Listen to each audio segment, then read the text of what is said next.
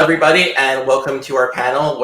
In case you didn't read the title, which I'm sure you did, we're talking about books that came out in the last 20 years that still will be talked about in 2100. I am the moderator, Sean, but before I introduce myself, I'd like to take it over to my illustrious panel guests to tell a little bit about their story, about their past, about who they are. So go ahead. Shall I dip in first, as I'm kind of not a panel guest? Sorry. I totally hijacked it from you. No worries.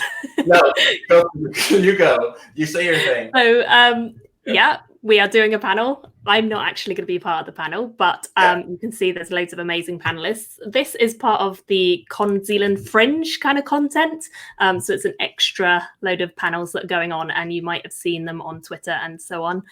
There's loads of links below to all of our panelists for this particular one. And I'm just basically here to have the platform for everyone and make sure it's working, which it does look like it is. We're having comments come in already. So I'm going to zip off, but I will be monitoring all the comments that you guys put in there. So if you've got any questions, let us know as we go, and I will put some up on the screen for the panelists to address. And now I'll go back to Sean to introduce all the other panelists, and I'll go into hiding. Yeah, have fun. Thank you, Kitty. Thanks for hosting this on your channel. It's great to be here. And I already hijacked the panel, so you know who I am, but now let's have everyone else talk about themselves for a bit. So anyone can go first. I'm going. Hi, I'm C. I'm a book blogger at the Middle Shelf. I've been reading sci-fi since I was 13. So as you can see from my white hair, it's been quite a long time now. Hey, right. I'm Kris. I blog at Cloaked Creators, Geek Syndicate, Galactic Journey, and ramble on about books a lot on Twitter. So hello to you all.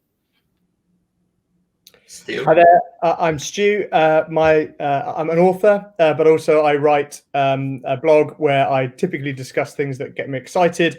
And given that I work in finance, that can be finance, but it's nearly always about the intersection of politics, identity, and sci-fi and fantasy. All right, and I am Sean. I am a contributor for the Fantasy Nerds with a Feather, and I review books for other places. So let's start with a kind of simple question. We're gonna not only talk about books, but from what I gathered from the comments from the panelists, there's also going to be some predictions of the future, because part of a book's success lies in the context in which it's published, and by understanding what we're headed towards in 2100, I think we can understand what books will be popular in 2100. But before we do that, a lot of books that became classics didn't start out as popular. So what is an underrated gem that you really hope that will be popular in about 80 years? Oh, so many.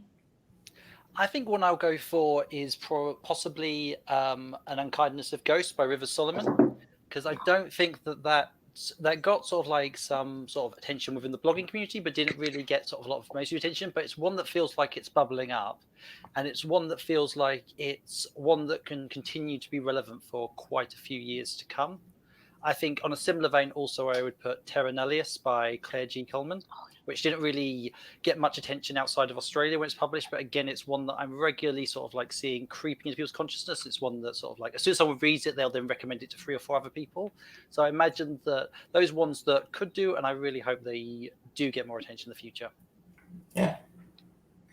I second An Unkindness of Ghosts. I haven't read the other one, but yeah. I totally support also Terra Nullius. It was, well, Kris made me read it, and it was such an amazing experience. And wow, I'm still not over it. I would recommend Midnight Robber by Naylor Hopkinson, which is absolutely wonderful. She has the most amazing prose, and it takes place, well, it starts with a young girl, and at some point she ends up on another planet, but you realize that this is an amazing metaphor about a lot of things, but mainly about the Antillean context. And it's written so magnificently. It should be much more widely read, really. Okay.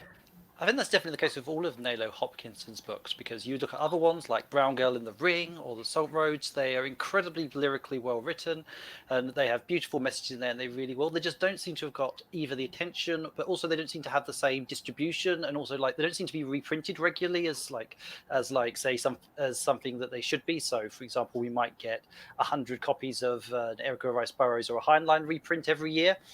But they never see. But lots of those smaller ones like that just seem to appear and then fade away. And they don't turn up again enough as they should do. I think for me, I'm going to look up one of the titles as Japanese translation, but I can't remember the title, and it's only just occurred to me. Otherwise, it would have been on my list. But the other one is Embassy Town by China Miéville. Yeah. And for me, I think that is the most effective book I've read about the nature of kind of how language defines your ability to communicate and what brings you what you can bring to other people if you can't communicate or if you can communicate, and how it might change you. So for me, that is such a stunning exploration of that entire subject. But it's everybody I speak, or so often when I mention it to people, they're like, "Oh, I've not read that one." And for me, if you're going to read anything of Miéville's work, that's the one I think is the best. I totally agree with you, Stu, because it is such a clever take on linguistics, but at the same time, it is so seamlessly integrated to the story itself. Yes. That it's not like it's a lesson in linguistics. It's just, it grows naturally, you know? Yeah. As a huge fan of Embassy Town, I endorse that book and both of your descriptions for sure. That's a great way to describe it. A lot of speculative fiction that was popular last century were dystopian novels that people see as predictive of the future. So what dystopian novel in the last 20 years do you think people will read in 2100 and be like, oh, that's just like us now. That's so accurate. Based on like where we are in the world right now, and where do you think the world will be? If that makes sense. Yeah. I think that one thing that is missing from a lot of dystopia I used to read 20 years ago is the impact of climate change. To me, this is something major. We are only beginning to see it, and I don't remember reading it that much. That much. It had to occur in some books, but yeah, one of the few I think that is we're going to last century, but The Sea in Summer by George Turner. But that's one that sort of like, again, it was one that sort of popped up in the 80s and then just never appeared. When I did a survey of like big science fiction works that everyone had read, like that was read by like 2 people of like hundreds of people that responded to it. So yeah, like the few climate change books that were out there last century, they sort of like, they didn't make a huge impact. Whilst, like you said, nowadays it almost seems insane that you would do a book about the future and not at least like, I mean, you can mention it to the side and not have it the main plot, but it's definitely something that you need to cover off in there for sure. Yeah, I mean, it's an interesting one. I was at a conference last year, London Future Economies, which was held in London, and there was a big section on climate fiction. And I think where we struggled was that there was not yet, and I still see this in fiction as I read it now, just my view, but I don't see yet a great climate novel. One that provides, and for me, what is a great climate novel? Because that's quite it's quite a personal view. But for me, a great climate novel would be one that offers you a sense that something can still be done. All the climate novels I've come across and the climate novels I've seen this year have all been 1,000 years after the disaster. And I think for me that doesn't leave me thinking, oh, well, there's something to be done here in real life. It doesn't explore the issue in a way that makes me feel like there's hope. It just feels like it's too late. And so, yes, it's utterly dystopian, but in the same sense, for me, it's very, very grim. And I'd like my dystopian science fiction to at least have a sense that there's something we might reflect on and do differently now. Right. Yeah, for sure. Climate change is it's ravaging us for sure, but it is still preventable. So I think we should have instructive books to not only offer hope, but also push us in the right direction. Worlds in Ink made a good comment about how pandemic fiction might be the dystopian of 2100. So do you think there is a book that's like emblematic of the COVID crisis that came out in the last 20 years? Huh. So there's a book that came out last year called The Last. And it is set in a hotel in the Alps after some unexplored catastrophe basically leaves the people in the hotel understanding that they're probably the only people left. And they are essentially quarantined. They don't really dare leave the place. I don't want to say too much more without it becoming spoilers. But I think that book for me, not only is it really well written, and for me, the cream of the unanticipated kind of caught the mood of the moment from last year. But I also think that it kind of presents to us a world in which people are a bit more like we are now. I think if you read dystopian fiction written in the last 4 or 5 years, it's all very much everybody's at each other's throats. Everybody's out for themselves. There's no cooperation. I think someone mentioned earlier that everybody's hair is probably good in the novel. Yes. And The Last kind of tackles it feels in a more realistic sense, and that people do cooperate, and there is a sense that they're trying to work together. I feel like to some extent pandemic fiction is kind of now operating the place that bomb fiction used to occupy back in the last century. So rather than dystopian fiction, it's more just like, okay, so what happens to us after civilization collapses? And it seems to be operating in that one, and that's possibly what gives us the space to be, hey, we may be good, or we may be at each other's throats. Whilst obviously a lot of dystopian fiction inherently has to have a negative view of humanity in order to believe that it's going to come about. I suppose you could have it as an accident, but generally in a dystopia, you have to believe that there is something that's inherently flawed in human nature to bring this about. I think it may be the time to mention it, of course, the 5th season by Nora Jemisin. I'm doing that early so that, we can come back to it very often. But it is dystopian, and The Broken Earth can also be read as a metaphor for climate change and pandemic, because it is open to every interpretation. And at the same time, because it focuses on a person and her own internal struggles and her own internal conflict in a society that doesn't want her, it takes such a universal, angle. At the end, it's perfect, of course. Yeah, I think it really is. Sorry. No, go ahead. I was going to say, do you think that actually reflects something I was thinking about in terms of what will actually survive to 2100 in terms of literature? I don't think it's going to necessarily be the books that are the most accurate, because if we think, say back to the work of Jules Verne, probably his most accurate work was Paris in the 20th century, but nobody reads that because it's actually just really boring. Because it's just something goes to Paris. It is so boring.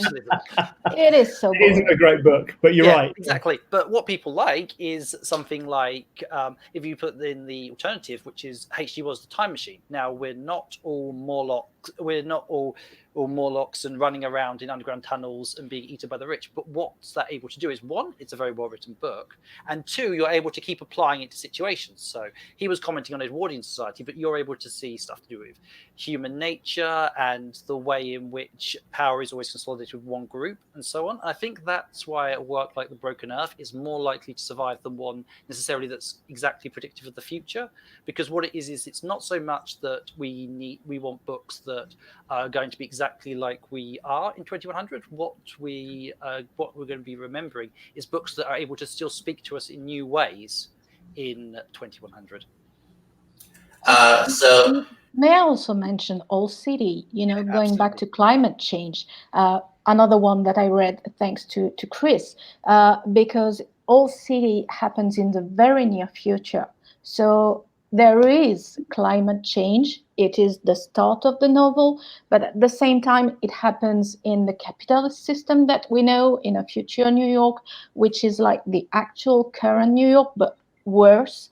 And I think in the end, such a book, just like many other dystopian future books, reflect our times in a way. How do we project ourselves in those situations in the future, and how we are at the moment? So we won't be able to deal with all that. Maybe not that well. Yeah, that's a good point. So there's been a lot of recommendations in the comments for either pandemic fiction or fiction with hope. And one person, in terms of the hope thing, mentioned the Wayfarer trilogy. And the first book is something that started out as being self-published. And self-publishing it used to be a niche, but it's expanding. So are there any books that you feel that are still self-published or have moved on from self-published to published that you think will be a future classic and will be like emblematic of the expansion of the industry?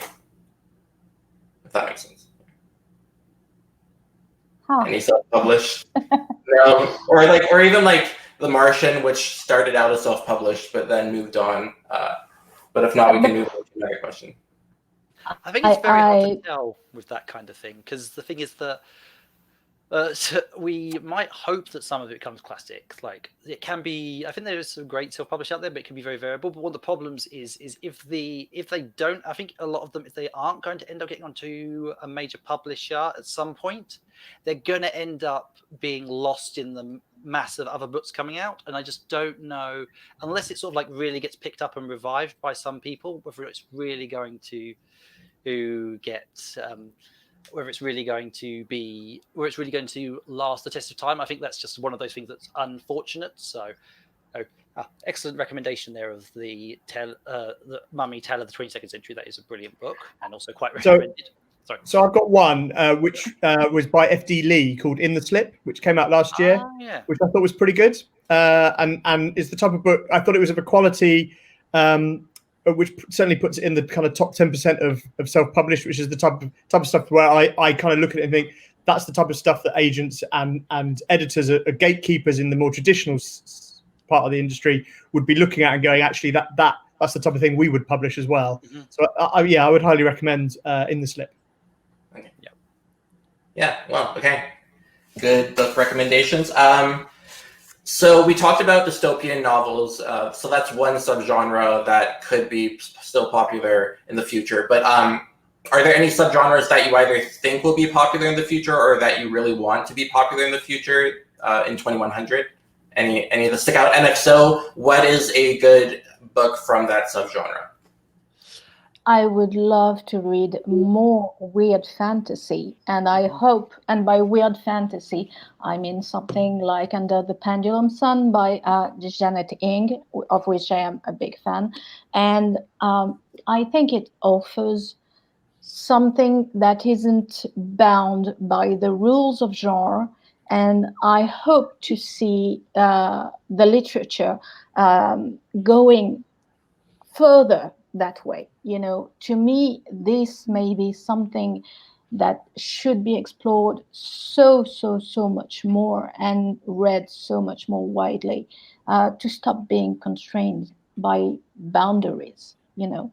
Yep, absolutely. I would agree with that. I feel that actually, if weird fiction is possibly what I feel like this decade's going to be remembered for when people look back on it, often when we look back on decades, we don't remember everything that's going on. We remember a few things. Like there wasn't actually that much cyberpunk or new space opera going on in the 80s, but that's what people remember it for. People don't remember that people were still writing 200 big dumb object stories back then. But what I really hope is that I actually hope that none of the trends we have are going to be the big ones going there. I want there to be new trends, because I feel that if we're still doing exactly the same things as we were now, 80 years in the future, I hope that if they are doing it, they're doing something completely new and different with it, and it's moved on and not just reviving it, just not just being, ooh, early 21st century revival. How nice. Yeah. That's so true. Andrea from Infinite Text, who I know in real life, said solarpunk. Hello, Andrea. Thank you for contributing. So, especially this year, there's been a lot of changes, whether it be COVID or Black Lives Matter or the advancement of other issues. So what, and some classic books are staples from a major social event. So like, what book do you think represents either Black Lives Matter or the Me Too movement or the COVID crisis or any other major event that's happened in the last 20 years that you think people will like go to in 2100? And yeah, the Battle of the Black Tom. Yeah, good choice. For me, it's the Underground Railroad. I just think Yeah. that is such a remarkable book. Such a remarkable book. I've read it. I kind of think I've read it 3 times now, and every time I think, you know, there's more to pick apart from it. But I totally endorse the Ballad of Black Tom as well. Yeah, It's such an amazing novella, book in general. Yep. Yeah, there's a lot of great Lovecraftian reimaginings recently, particularly by people of color that are doing really well. Like I'd say Lovecraft Country is another one that I think is that's amazing. Dramatic. Also, I'd say in terms of moving away from Black Lives Matter to the Me Too movement, I feel like The Power by Naomi Alderman is one that I think is going to be remembered for that, because it's one that I feel like it didn't actually make as much impression on the science fiction community, but it's one that's sort of like stuck in the mainstream imagination, and it's like still selling. I still see it on bookshelves and supermarkets sometimes, and I still will hear people that don't even read science fiction that will still be picking up and discussing it. yeah. So one of the commenters, Matt Kavanagh, has asked whether we think epic fantasy can evolve this decade, or is it stuck in its mega-sized trilogy format? That's I think a great question. Yeah. in the context of this discussion, we won't remember any of those trilogies in 100. Nobody will be talking about trilogies in 100 years. I think, for capitalist reasons, because it's 3 volumes, right? So, if I'm assuming we'll still be reading paper as much as we're reading digitally, but I don't see people picking up 3 books and thinking this trilogy is a classic. Lord of the Rings set aside, right? As a grandfather of the genre. But so for me, it sits back in what are the standalone books, and I think I personally see trilogies as a feature of the market, or rather than, and this is no disrespect to people writing trilogies at all, but rather than kind of delivering something that is there to explore an idea, to advance conversations about the world. And someone's going to raise N.K. Jemisin, as they probably should, and shut me down. But I kind of think if we look back in 80 years and people are going, oh yeah, it's trilogies that we remember, I would be really surprised. Yeah, for sure. I feel like that is also representative of the last century, where there were not as many trilogies as now, but there aren't many trilogies that have stood the test of time, and it's mostly standalone, in the speculative fiction realm, that have remained classics. And so I have a bit of an ego stroking question for the authors, and if you haven't written a book, reviewers or bloggers, what is one book, blog post, or review that you hope will still be read in 2100 of yours? Oh. Oh, goodness. I really hope none of it's going to be read in that time. I'm pretty sure. Well, one, I'm not that interesting, and 2, I'm pretty sure I'm going to be that anything that we'll have written nowadays is going to be horrendously out of date and horrendously politically incorrect for however we've evolved by that time.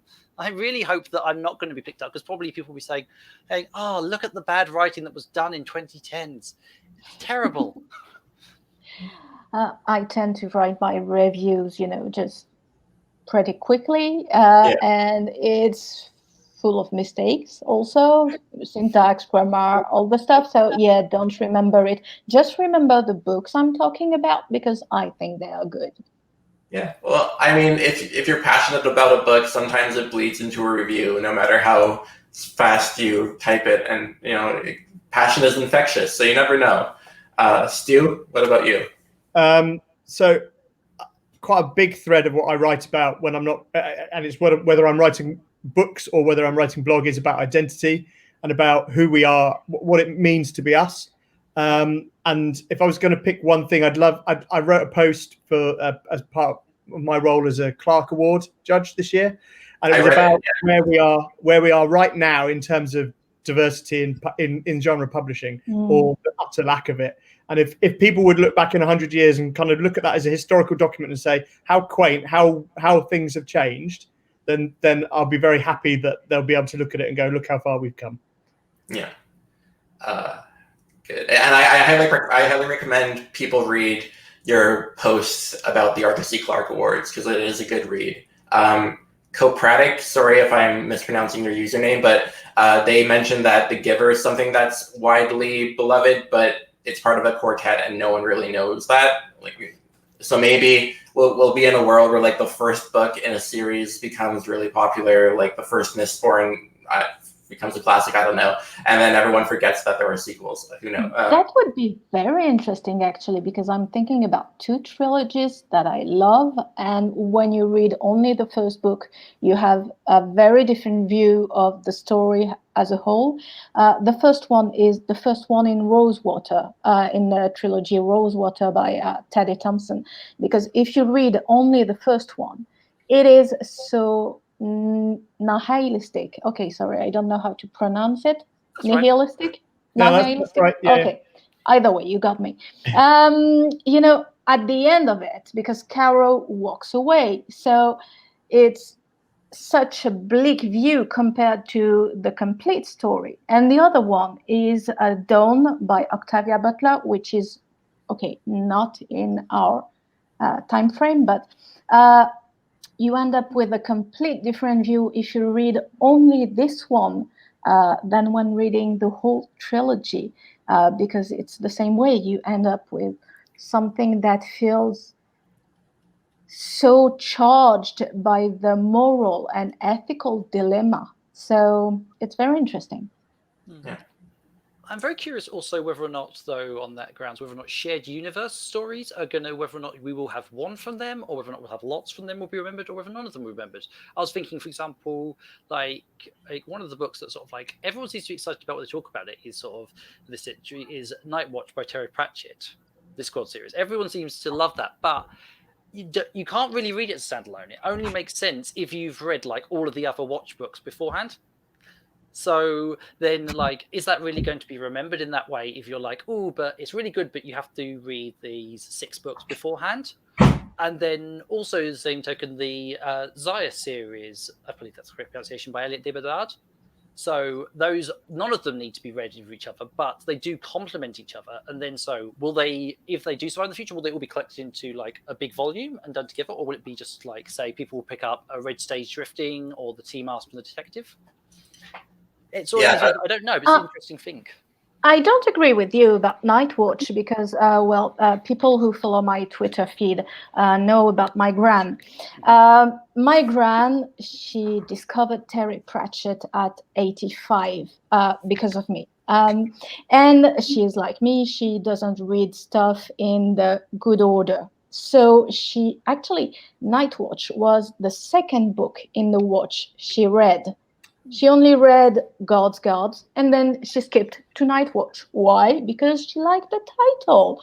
And in the end, she loved it nonetheless, because the book was telling something that spoke to her, you know, the sense of that failed revolution, the sense of loss, because you are now older and you contemplate your younger self. So yeah, I think that shared universes, might still work. The gems may still emerge. I agree with both of you. I think that there will be a change in like what books will be read, and some sequels will probably be excluded from like the must-read list. But I think you still can get something out of it for sure. It will just change the whole context of how you read it. So Matthew Kavanaugh asked a great question. Would any short story collection survive? And I'd like to know your opinion on that. Oh, I just bought that. I'm excited to read it. Yeah. I've just finished reading it. It is just glorious. It's so, if you can't see the title, it's 9 Bar Blues by Sherry Renee Thomas, and it is absolutely, absolutely brilliant. And yes, if one deserves to survive, this one does, really. I'm really excited to read it now then. For me, Kelly Link, who writes kind of on the weird end of fiction. She's got a couple of short story collections out, and I would put both of those in a little time capsule to be uncovered in 100 years, because I think they're magical. Yeah, I second Kelly Link as well. I was going to say the Paper Menagerie by Ken Liu, I think, is one I can see surviving. Yeah. And I do think that on that grounds, I think that the ones that are going to survive are the ones that are already very well curated collections. And I think that the ones where they have often been just like, say, the first 10 books by an author, or possibly if they are an original anthology, but some of the stories are amazing and some of them are not. I think those ones won't last, but they'll still be remembered because I think they will be recollected. So we'll start to get new collections, because like even back in the day, like back in the 50s, like everyone would tell you that the greatest book of all time was Adventures in Time and Space by Raymond G. Healey, which is just a collection of their favorite stories from Astounding in the 1940s. But nobody has read it today, unless you're a really obsessive fan from the 40s and want to get hold of it. Because like they just stopped reprinting it, because who cares? Because nobody wants to just read those. But if they want to read those stories, they'll put them into new collections that are better and speak to them at that time. So I think that's where I think that a lot of short stories will just last, but I'm not sure if there's too many other than some of these really core short story collections will survive. At least that's my view. Right. So Galactic asked a two-part question. And one of the first part of the question is, what direction do you see short stories going in the future? Maybe my observations are off, but I've noticed that people are gravitating more and more towards short fiction. Do you think that will be a continued thing because it saves time, doesn't require as much attention, and we're becoming a society that's increasingly obsessed with instant gratification? So do you think short fiction will become the new novel in terms of popularity? I don't agree with you on that, Sean. I think that a lot more people are reading short stories because short stories are amazing at the moment. I agree with that too. The quality is just outstanding. I mean, you only have to pick Fire or Strange Horizons or Three Crows magazine, and you find such amazing stories. Yeah, for sure. Yeah, there's a ton of great short fiction out there. That I think short fiction is better than ever, and I'm glad that it's starting to get its proper due. But anyway, does anyone else have anything to say about that? I think a lot of people are accessing short fiction now because it's available in ways that it wasn't before. You know, if you think before you could access it online, you had to go into a bookshop and hope that you'd stumble across a short story collection. Whereas now that, you know, if you've got a good Twitter feed and you're a member of a number of groups in your social media, you've got loads of ways of discovering these short stories and collections of short stories that were never there before. And I think that's allowed a real growth in that part of the genre. And I really love that. And I think there's as an author, I think it's a really different discipline to scrunch down a story into 1,000 or 5,000 or 7,000 or 10,000 words and make it count. And it's a real different discipline to writing a long piece of work. But will we give up long pieces of work? Well, I think if Brandon Sanderson can write a 10 volume epic that you know hundreds of thousands of people are reading, I don't think we're in any danger of one overtaking or eclipsing the other right now. Yeah. We seem to be in a good place in fiction where, for sure, as you said, short fiction is easily accessible. And at the moment, like, we still have Brandon Sanderson making millions of dollars by writing like bricks of books, which is impressive. So the book Finch says, speaking of reimaginings, which current authors do you think future authors will be taking inspiration from and reimagine their work? So yeah, I just parrot that question back to you. Wow. I think that's really difficult. I was thinking about, particularly on the science fiction side, what type of stuff are people going to be writing about in terms of subject matter in 100 years? And none of the technologies I could think of that are important in terms of genre right now are going to be important to us in 100 years. You know, I think even if you have strong opinions about them now, and even if they seem like they can't ever go away, I just don't see what's the hard science fiction story going to be in 100 years. I just don't know. So yeah. I don't know how I could identify some of those people, maybe in fantasy potentially, but also maybe people who are writing so Tarde, I think, will be much imitated. Particularly Rosewater, I think, will be much imitated for a number of reasons, some of which are really important, like he's breaking new ground with his voice. But I think others are more prosaic, like he just writes really well. And I think people will want to ape the style as much as they want to ape the content. But I think beyond that, I find it really hard to kind of start to narrow that down. Right. Anyone else? Or it's funny because it is sorry, Kris. No, go on. Because I was thinking about Aliette de Bodard and Adrian Tchaikovsky. To me, they are both major writers at the moment. And I was thinking that actually they both take their inspiration from something that come before them, whether it is tradition, whether it is golden age, and they are inside this current which is going forward. And I do hope that they would be authors, future authors will be taking inspiration from, because it would mean that there is a movement which goes, always creatively going further. It would be beautiful to think about that. I was thinking about what was actually, so what is actually being reimagined in terms of looking at that part of the question.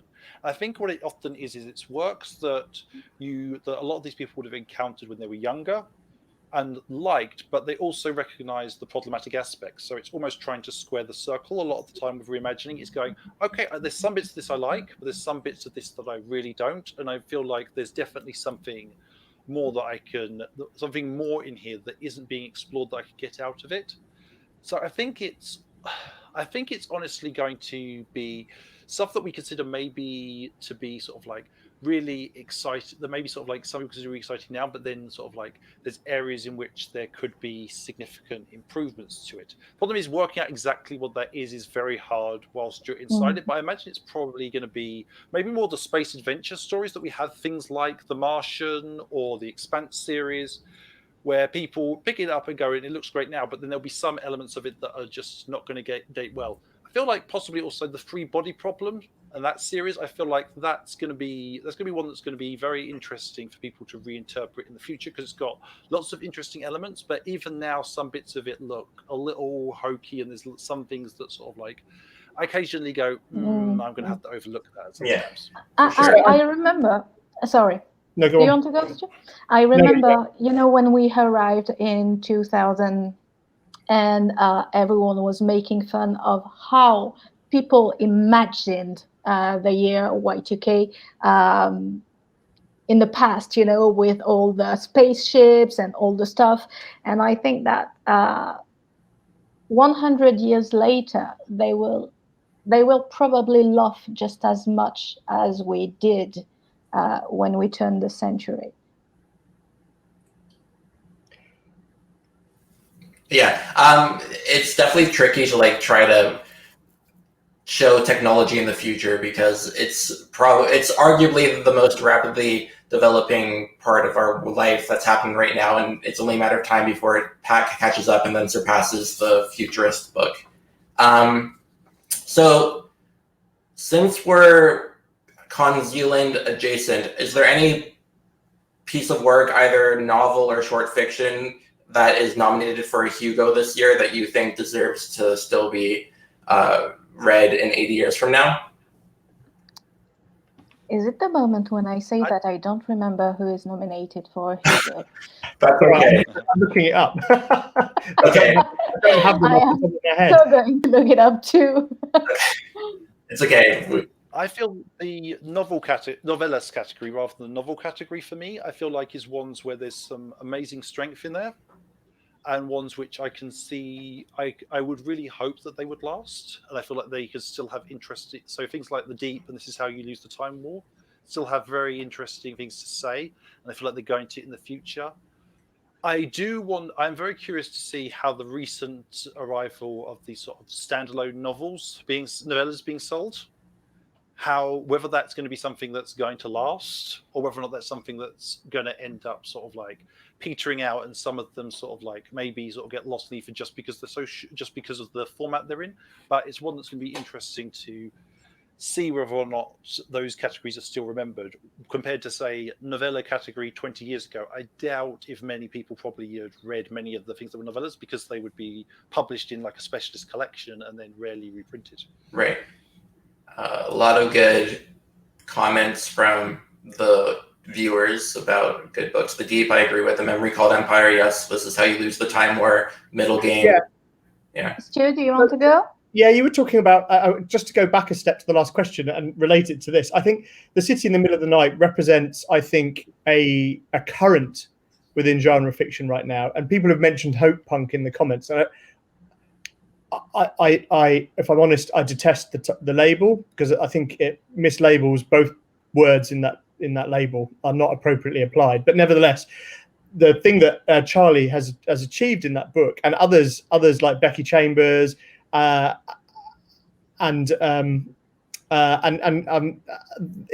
that they are full of hope, without it being twee, without it being kind of naive, but there's hope in there, because people are shown, yes, they may well be flawed, but it's not grim. It's not evil. They're not malicious. They're not self-serving as their primary drive, but they're people who are looking to build a better future. And I think that, as a current, I can see over the next 20 years becoming a really powerful movement within the genre. And I really, and I'm all for that. I think it's a great movement within the genre, and one I really like to see. I think I only have to look at a doom scroll on my Twitter feed to get depressed. I don't necessarily need that in all the books I'm reading. So yeah, that's something I think will be much imitated, and I think it will be something recognized in 40, 50, 60 years. People will look back and say, actually, that was a movement within the genre, and one worth studying and thinking about. Yeah, for sure. Hopeful counter programming for the depressing social media comments. Exactly.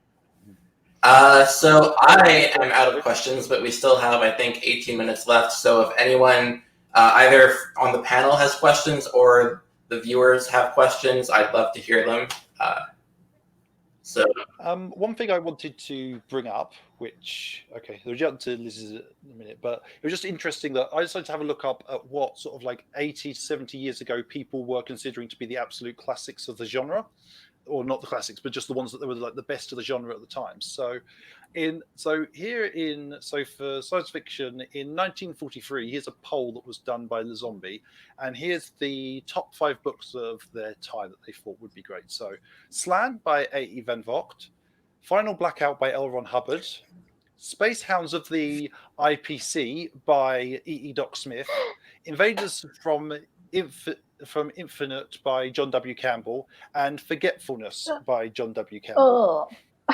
Now, it's interesting to think like that's not what we're remembering. No, not at all. No, interestingly though, all 3 of those names have cast long shadows over the genre, right? Yeah. Yes. Maybe not the one they were expecting. Yeah. Just they got their description of their predictions wrong. Yeah. Yes. Yeah. I liked Liz's question that we just saw about non-print storytelling. I think that non-print storytelling has a problem, which is proprietary formats, because we can't read VHS anymore. I remember when I was a kid watching VHS, and I do still have the tapes. I can't read them anymore. So what about stories with non-print elements? Will we still be able to read them in 50 years? Yeah. I think it's a really good question, and actually something from kind of one of the other jobs I do. I think the future of storage is format independent, and so I totally agree with you. I think it's really difficult to build stuff that relies on specific formats outside of paper and an electronic version that ultimately can be converted into any file. Because I think it tends to be the stuff I've seen that's worked for me has been interactive in some way, and it's been about exploring. You know, you click on something or you go somewhere and there's a little bit of exploration to do and there's some discovery to make, and that has worked. But I don't see that, if I'm really honest, as anything more than a novelty right now. I've not seen anything that makes me think, oh yes, this is integrated so well that I want everything else that I experience from a text point of view to have this sort of built into it. Yeah, I was just thinking about the Sarah Gailey, I think it's Sarah Gailey short story from last year, Stet. Yeah. That was Dorothy was, and I remember just having a discussion with someone about it because someone, I think it might have been the Hugo packet or it might have been somewhere else, but they downloaded a copy of it. But because of that, it wasn't able to be interactive, so they had a completely different experience reading it. And they thought, oh, there's not much to this, and compared to when I'd read the interactive version. So yeah, I think that like there's going to be sort of like quite a few things lost in those ways. Yes, Yeah. there was Arcadia too. I don't remember the writer. Shame on me. He was nominated for the Clark Award at the time. Blimey. Sorry. If anyone remembers. Is it Ian Pearce? Sorry? Is it Ian Pearce? Yes, that right. thank you. Yes. Yeah, there was an interactive side to it, and it changed the story completely from the print experience. But I can't read the interactive side anymore because it was on my iPad and my iPad died. So, yeah. Hopefully someone will crack the code to connect experimentation with longevity and accessibility. But I mean, there's a lot of good creatives out there, so there's hope.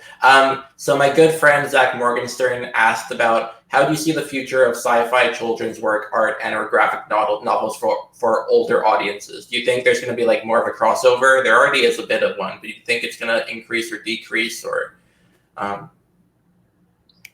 yeah? So I think you only have to look at Tales from the Loop from last year, or 2018. I think is a great example of that crossover.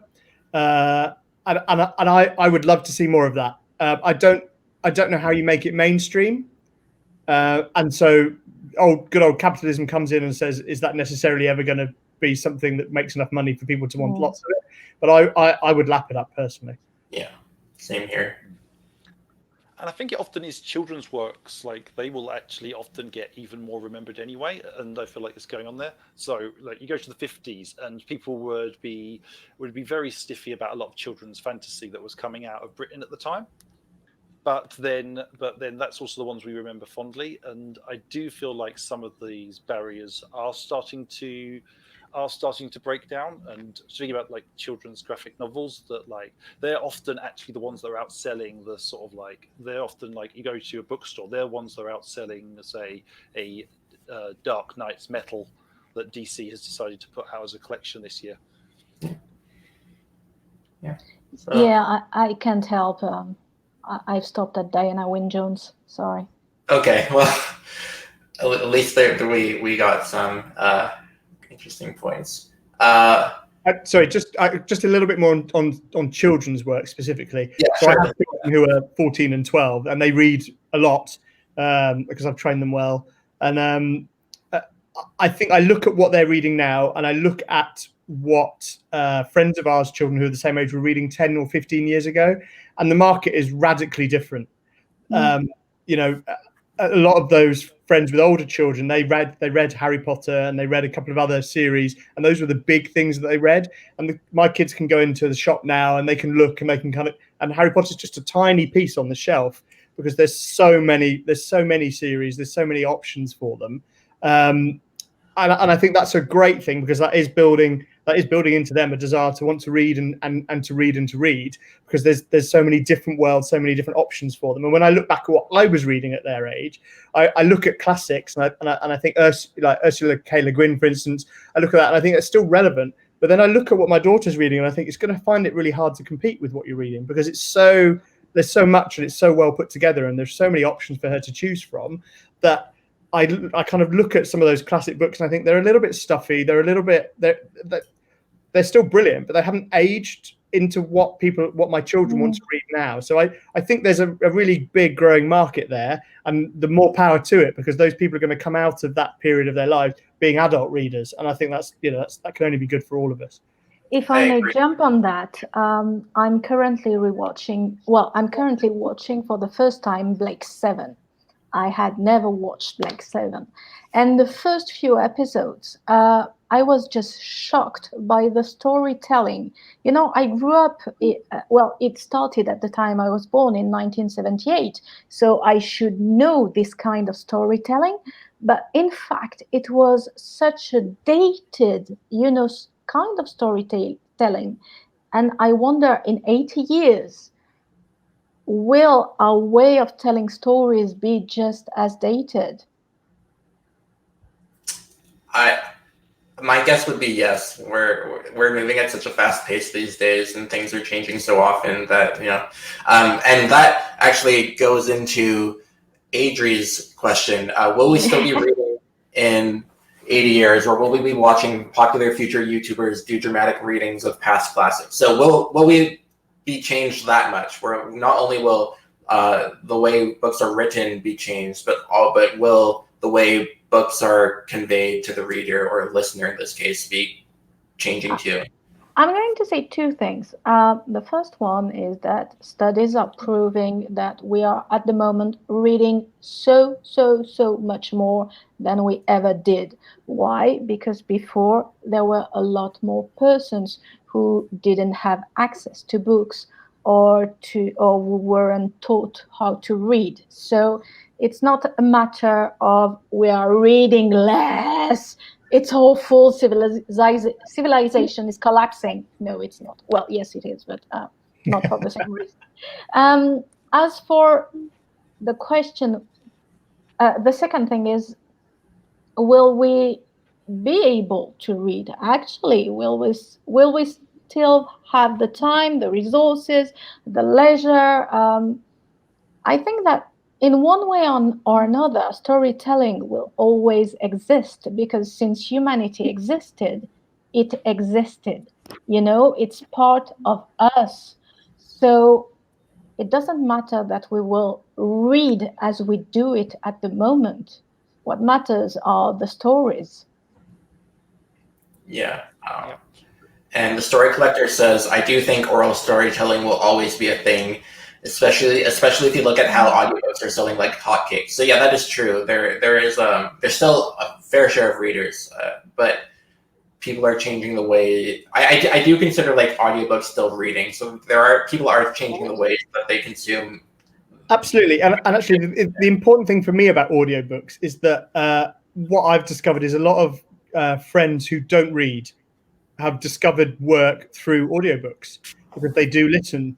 And so for me, that's bringing in people who wouldn't have accessed books in the traditional paper format or even on Kindle or whatever, because it was the fact that the words were on a page that was the problem for them, and the fact that they can now sit in their car or they can be at the table working on something and they can have the book playing in their ear. For them, that has transformed the way they access stories, and I think that's brilliant. Yeah.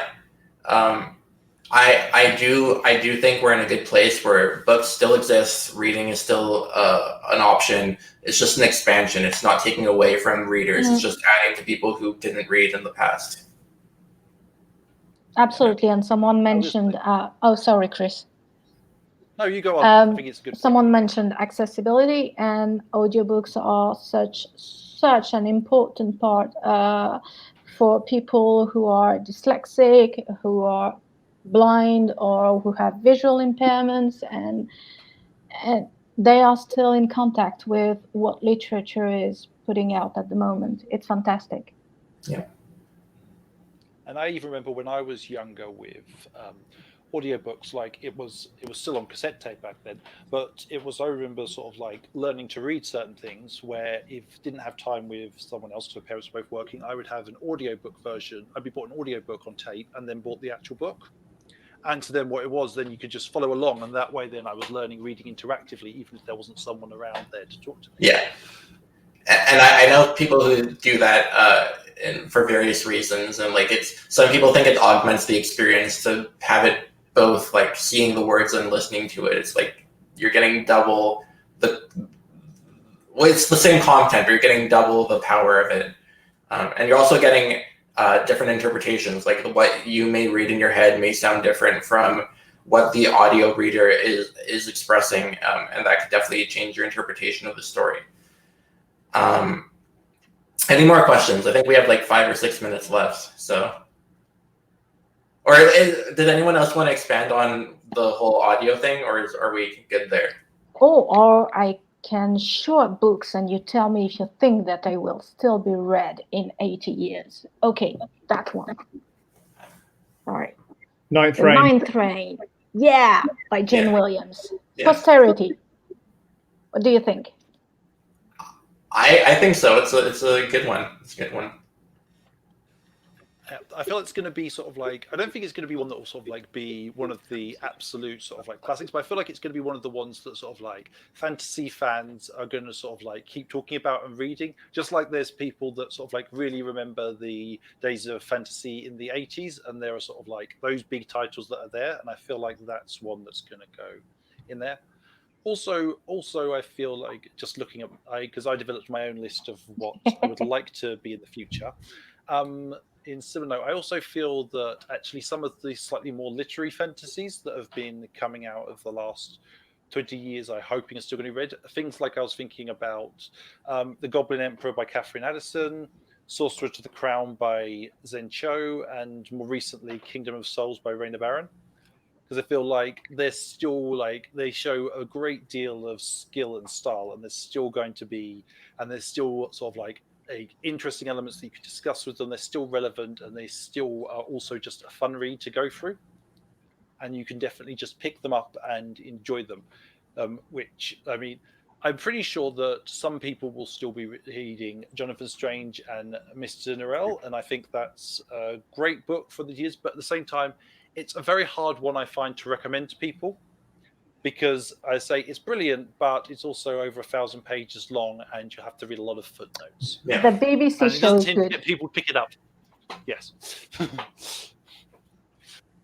Any other books that you wanna? Oh yes, I have plenty. I'm just going to jump in while you're picking yours up. So it was published in '96, or I think, in Japan, but it only just made it into English, and that's The Memory Police. Oh yeah, Menagerie. Yoko Ogawa. And yes. oh my word, it's a tremendous book. It is an absolutely tremendous book. And one of the reasons it's tremendous is that obviously written when it was written, it's extremely prescient about how fascism comes to take a hold of society, and what you will go through as an ordinary person dealing with fascism, the contortions you will go through to continue to try to live your life as new rules are laid down and laid down and laid down until there's nothing left of you. And not only is that, that is so subtly woven throughout the book, but it's just so beautifully written. I remember picking it up and opening the first page and thinking, I'm really going to enjoy this book. And I was kind of 2 or 3 paragraphs. So that comes with a very hearty recommendation. And it's one that I really hope, it's certainly stood the test of time over the last 3 decades. I hope people will still be looking at it and going, yes, this is a subtle exploration about how politics can go wrong. Okay. I think that. Sorry, Sean. Oh no, go ahead. I think that political stories may last longer because we are always confronted to the same dangers and the same issues, and maybe in different ways and in different forms. But extremism, sadly, will always be a part of humanity. And so these books, they may last because they tell something that we will always encounter. Yeah. So Liz Reba asked what the title was. It's The Memory Police. Yeah. And Kitty asks, what do people think about Game of Thrones longevity? Some person said that it already is starting to lose its longevity, and I agree, but I'm open for rebuttals if anyone has it. If I was to take a guess, I would say it's going to have some memory, but not a huge amount. I feel it's going to be like, if I was to make a prediction, I feel like it's going to be maybe something like the Belgariad is thought of now. It has its fans. It was very well regarded at the time. It's still going to have some people that do it, but it's not going to be necessarily one of the all-time classics in the same way. At least that's my feeling about it. And I think that also does, to some extent, go down to, I think, what we were talking about before with sequels as well, that like you can enjoy Game of Thrones, I guess, as a standalone, but it's still like it's not like it's a neat storytelling, it's gone there, and then you can then put it down there if you want to. I feel like that when people go to rediscover it and then they find that they have to pick up a lot of other books to actually understand it, those kind of series that you have to read a lot of to get to the end of them, and they're not discrete in themselves. I feel like those are probably not going to date as well. But that's my feeling, at least. I think we're out of time. So do you all want to let people know how they can find you? Like social media? I think there's like social media somewhere within something, but I'm not technically astute, technologically astute. So tell people your Twitter or your blog or your website or anything. Okay, I'm going. Okay, I'll go first. Oh, go. Sorry. I can find me on Twitter at Hamad_1987, or you can find me at most places blogging on the internet, most commonly at Geek Syndicate, Galactic Journey, and Click Creators. Okay. I am on Twitter. I am the Middle Shelf One.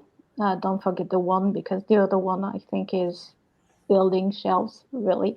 And my blog is themiddleshelf.org. Okay, I heard that links to Twitter are below, so you don't have to say that, but you can say your website or something. Yeah. And my last novel, Tangle's Game, you should be able to find in any good bookshop. All right. And it's great. And I am at nerds-feather.com. I'm also reviewing for Fire Literary Magazine and some other places sometimes, mostly just those two.